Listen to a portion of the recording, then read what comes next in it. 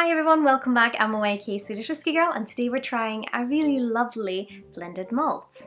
We're trying the Scalasaig Island Hopper. And this is a dram that I was lucky enough to try a few weeks ago and I was really impressed. So I thought it'd be fun to do a little review on it again. So it's a blended malt Scotch whisky with different peated whiskies from the islands, for example for Islay and Orkney, and it sits at 43%. And the blend of these whiskies have then been married together in first fill sherry casks. And it's named after, so Scalasaig is the kind of port village on Colonsay, I think you say. It's a Scottish island. It sits just above Islay and Jura, if you know Scottish geography, and you can take the ferry to Portskeag and you can also take the ferry up to Oban. So it's kind of that in-between one. So this Island Hopper is kind of the first release from the Scalasaig, and it's kind of a limited release of 3,000 bottles, which is a vatting of 10 unique casks. So like I said, from Islay, from Orkney, and I believe also from the island of Mull. So you can kind of have a little think and see if you can kind of figure out what whiskies they might be. But let's start by having a look on the nose. Oh, it's like smoked meats. It's quite murky in a wonderful way. It's this dark and dense and mysterious smokiness that's quite meaty, but like meaty like dried smoked meat instead of like your smoked hams or something, because they tend to be a little bit more wet and like salty and maybe a little bit drier, but this is, or like I said, wet and dry in the same one, but they're like sweeter in a way. And this is more like a bonfire. And fruitiness, like plums mixed with raisins. It's a weird nose because it has that kind of meatiness that mixes with fruits, and you're like, does that go well together? And then you're like, yeah, it does.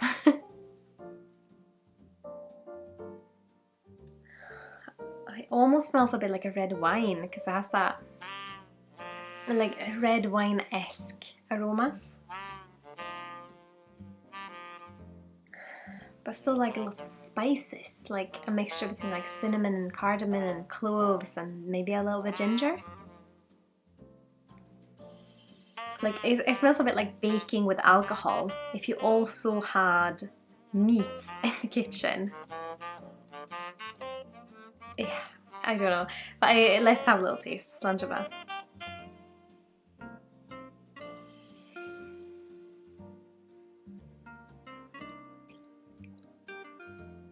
I love how you're greeted with this kind of slight fruitiness that kind of just grows into a bonfire smoke.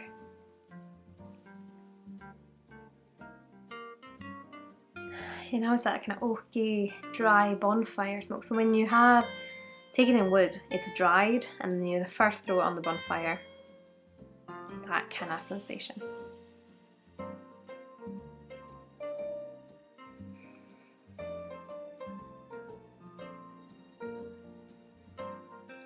Still quite clean flavors. It's very bonfire, so it's not that salty, like it's not very, what I associate with maritime. So sometimes when you have something like Lafroig or Old Pulteney or something that's quite salty, that's what I usually associate with maritime, or something like a Talisker. But it's just darker in a way. It's just, I mean, I don't want to say dry, because when I generally say dry about smoke, I mean something towards Sakolila. It's like the ashy, sooty smoke. But this is dry but woody, like bonfire, dry bonfire.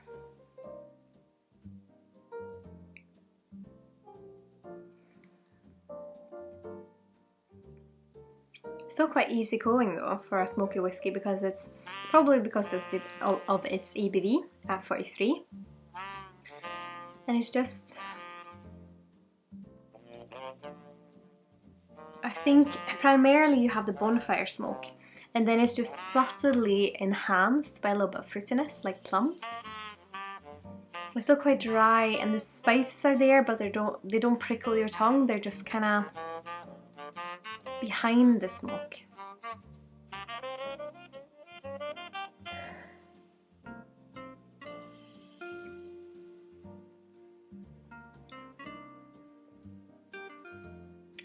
It's definitely like a soft raisin sweetness, but the sherry doesn't jump out and kind of take over.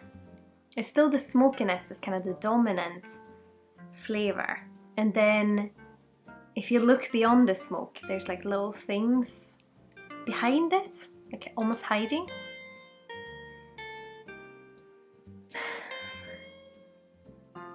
I mean, everything else I've tried today, I have tried with a little bit of extra water, so I'm going to do that with this one as well. Because I've had some wonderful results from the other ones. See what happens with this.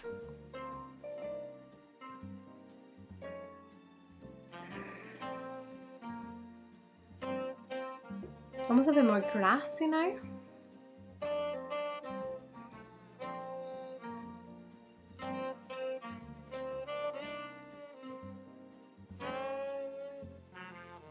Makes it even more soft. I'm actually going to have a sip of water in between.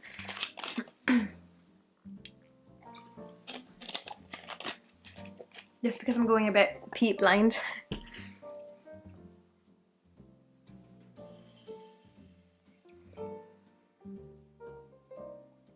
It's a sweeter smoke now. I think on the finish you get more of the kind of smoky meats on like far back on the finish. But on the first kind of initial hit, the smoke is slightly softer and the fruitiness can come out a little bit more. I mean, there's definitely something going on at the moment that I just really enjoy. Whiskies at lower ABVs. Not saying whiskies at higher ABVs are bad. I'm generally one, if you give me a cask strength something, I'm so all for trying that, and I'm so fascinated by it. But just having the chance to add some water sometimes makes it such a big difference. And I know some of you have been commenting about it already. So I'm just trying something different and really enjoying the results I'm getting.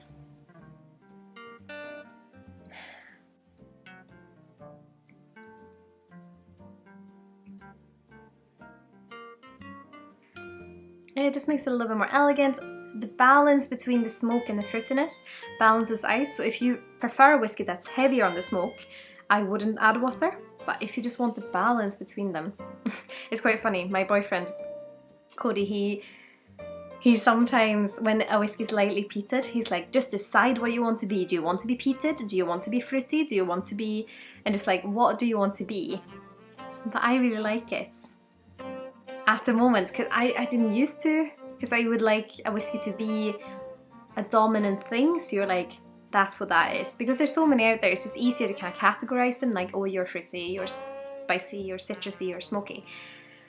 I'm just enjoying this balance more. And balance is a weird word because it just depends on what you like, but when everything's like, you have the smoke, but you also have the fruitiness, and they kind of meet halfway, if that makes sense. Doesn't make sense? Let me know in the comments. But I would of course love to hear what you think. Have you tried the Scalasaig? I also love their labels, these kind of vintagey, beautiful labels. A plus for that, just for that. But please let me know what you think. And of course, if you like what I'm doing here on YouTube and my other social channels, I would be absolutely over the moon if you consider using my affiliate links with either the Whiskey Exchange, Master of Malt, or Scotch Malt Whisky Society. All the information is in the link below, and I really, really appreciate it. Thank you to everyone who's done it already. It means so much to me. And of course, a massive thank you to my wonderful supporters on Patreon. Your help means so much as well. And if you're curious about Patreon, my website, my Instagram, or my Teespring shop with whiskey merch, all that information is here below. But I hope you've all had an absolutely wonderful day. Slán de bheith. Skål.